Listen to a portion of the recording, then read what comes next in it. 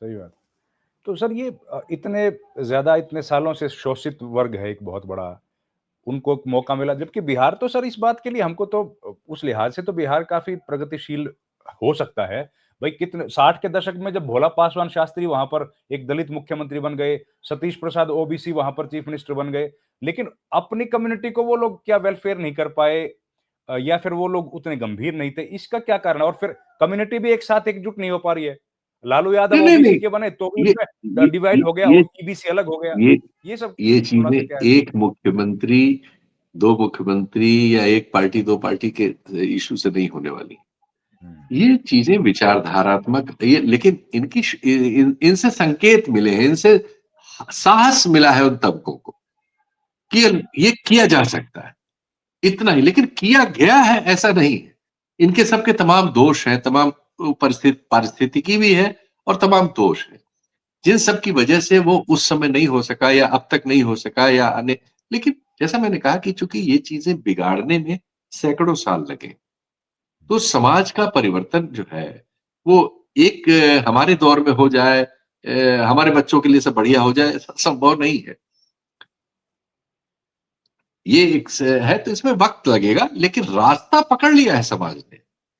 हुँ। समाज अब इसको छोड़ नहीं सकता। इस गलतफहमी में जो है वो उसका शिकार होंगे। और जो लोग सोच रहे हैं कि वो यथास्थिति को या पुरानी स्थिति को बहाल करके कायम रहेंगे, वो तो पता नहीं किस भविष्य की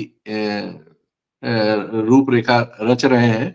और वो इस भविष्य को कहाँ ले जाएंगे, वो सारे लोग वो अलग अलग अंतर्विरोध अलग अलग जगह पैदा कर रहे हैं। हरियाणा में एक किसान कम्युनिटी को अगर टारगेट करके वो दो तीन चुनाव जीत ले रहे हैं दूसरों को इकट्ठा करके, तो ये सदा की चीज नहीं है। या बिहार में आप कोई नीतीश कुमार पैदा करके सवर्ण जातियां उन पे सवार होके सिस्टम को अगर लूट रही, तो ये सदा के लिए नहीं है। और दूसरे को जंगल राज बता रही हैं। ये एक समय है, टेम्परेरी। चल रहा है, कब तक चलेगा पता नहीं, लेकिन जब ये बिखरेगा तो क्या कीमत चुकाएगा, ये ज्यादा गंभीर है।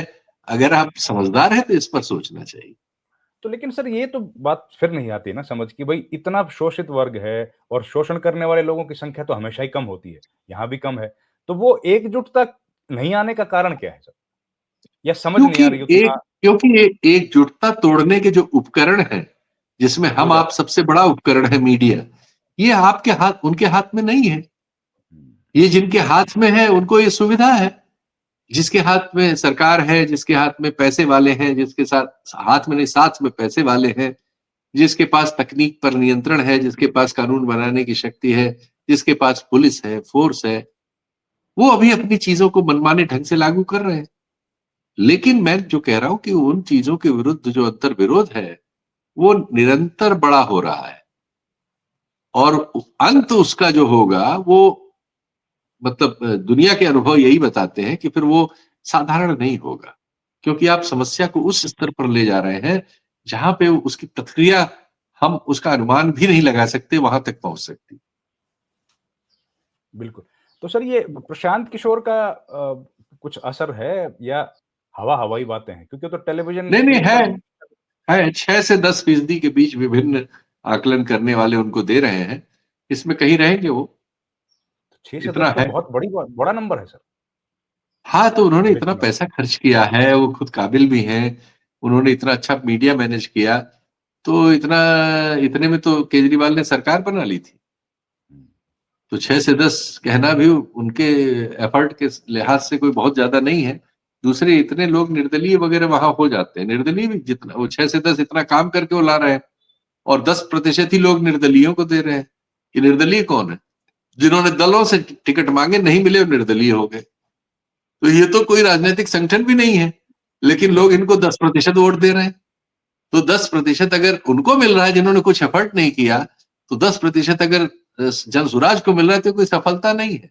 दुनिया के देश के सबसे बड़े कथित स्ट्रेटेजिशियन चुनाव के और प्रधानमंत्री से लेकर तमाम मुख्यमंत्रियों को सफलता दिला सकने वाले, जिन्होंने अपनी पार्टी पर 3 साल में कहा जाता है सैकड़ों करोड़ रुपए खर्च किए, जिसमें से बहुत सारा उन्होंने स्वीकार लिया, और वो स्वयं अच्छे मुंहफट वक्ता है। बहुत सारी चीजों पर उनका जो उनको जो नॉलेज है, इफेक्टिव मतलब असरदार असरदार है, वो सामने वाले को प्रभावित करती है। और बिहार जैसे राज्य में जहाँ एक बहुत बड़ी आबादी जो है बहुत कठिनाइयों में है, तो उसको एक सपना बेचा जा सकता था। उन्होंने अच्छा प्रोजेक्ट चलाया, लेकिन अब जो आंकड़े आ रहे हैं उसके हिसाब से तो उनको सफलता मेरे लिहाज से तो नहीं मिली। मतलब बिल्कुल भी नहीं मिली, बहुत थोड़ी-सी ही मिली। जी।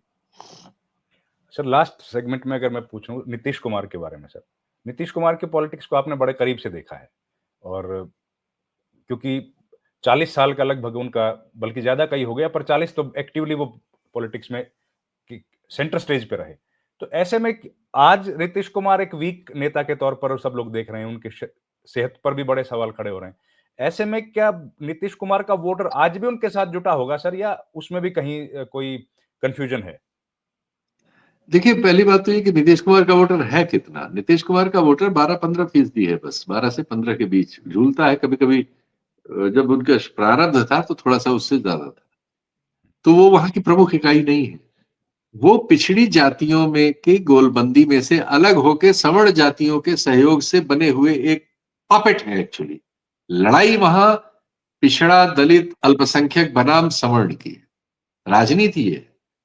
वो उन्होंने पिछड़ों के एक हिस्से को कुछ तर्क देकर सवर्णों के पक्ष में, सवर्ण जातियों के समूह के सामने अपना एक अलायंस प्रस्तुत किया और पिछड़ों की आंदोलन को हरा दिया। उसकी वजह उनको सहूलियत इसलिए मिली कि जो पिछड़ों के आंदोलन के अग्रणी लोग थे, वो अपने में बहुत सारे जो विकार पैदा होते हैं, उनका इलाज नहीं कर सके समय पर। और उन्होंने जो अपना सामाजिक न्याय का पूरा ढांचा खड़ा किया था, उसमें वो उतने ईमानदार नहीं थे ज़मीन पर। और व्यक्तिगत तौर पर और वैचारिक तौर पर बहुत सारी उनमें कमजोरियां थी। इसलिए वो लड़ाई एक शॉर्ट पीरियड, मैंने फिर कहा कि जो सोशल चेंजेस का स्ट्रक्चर है उसके लिहाज से 20 साल, 15 साल, 1 पीढ़ी, 2 पीढ़ी, 50 साल, 100 साल, ये सब कम होते हैं। कुछ नहीं है। तो ये अंत नहीं है। ये लेकिन नीतीश कुमार का अंत ज़रूर है। नीतीश कुमार के लिए चुनाव लगभग आखिरी है। इसके बाद वो किन परिस्थितियों मंत्री हो जाए, कुछ दिन और घसीट लें, क्या हो जाए, आने वाले दिनों में वो चीजें अनफोल्ड होंगी। लेकिन वहां का मूल संघर्ष तो वो है जो मोकामा में खटा है। हुँ, मूल संघर्ष में यादव और भूमिहार आमने-सामने खड़े हैं, जो इन परिस्थितियों का अपने-अपने तरह से उपयोग करने की कोशिश करते हैं। और वो संघर्ष जारी है, उसमें कोई परिवर्तन नहीं हुआ है, वो संघर्ष और उत्तरोत्तर कड़ा हो गया है। इस घटना से, दुलारी चंद यादव की हत्या से वो और ज्यादा कस गया है। अब सिर्फ ये है कि अभी सवर्ण जातियां इसमें सफल हैं कि वो पिछड़ी जातियों में विभाजन कर सकें, उसमें से कुछ लोगों को लाके अपने साथ कर लें, दलितों में विभाजन कर सकें। लेकिन ये स्थिति अनवरत रहेगी ऐसा नहीं। फिलहाल है और फिलहाल उसकी सफलता हमारे सामने। सर एक नीतीश कुमार की सेहत जो है, वो मुझे लगता है उतना बड़ा मुद्दा इस इलेक्शन में नहीं बन पा रहा है, जितना बनना चाहिए।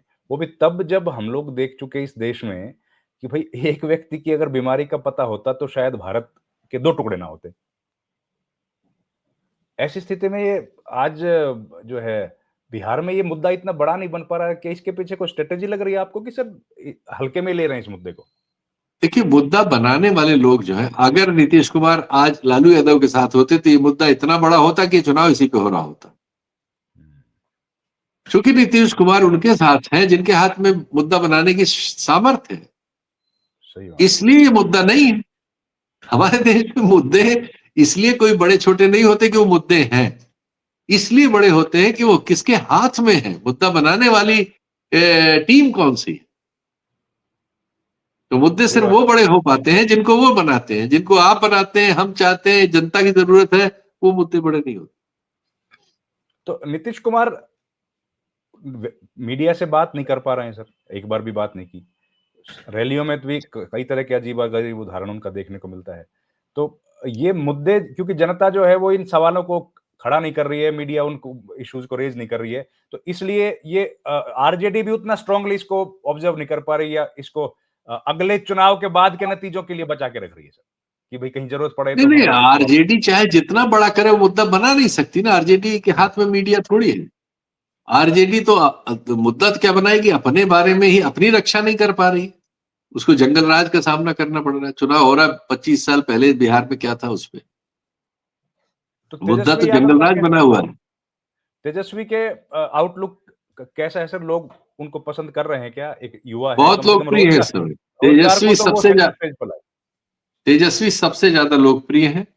युवाओं में बहुत लोकप्रिय हैं, सारे सर्वेक्षण ये बता रहे हैं। वो सर्वेक्षण भी जो सरकार प्रायोजित है, जो बीजेपी और एनडीए को जीतता हुआ दिखाते हैं, ये उनका भी कबूलनामा है, सबका है। तेजस्वी इस समय बहुत लोकप्रिय है। सबसे आगे चल रहा है। तो सर आपने समय दिया, आपका बहुत-बहुत धन्यवाद सर। थैंक यू वेरी लीजिए, मच। क्या बात! अब खाना कब खिलाएँगे हम? सर जब आदेश करेंगे सर।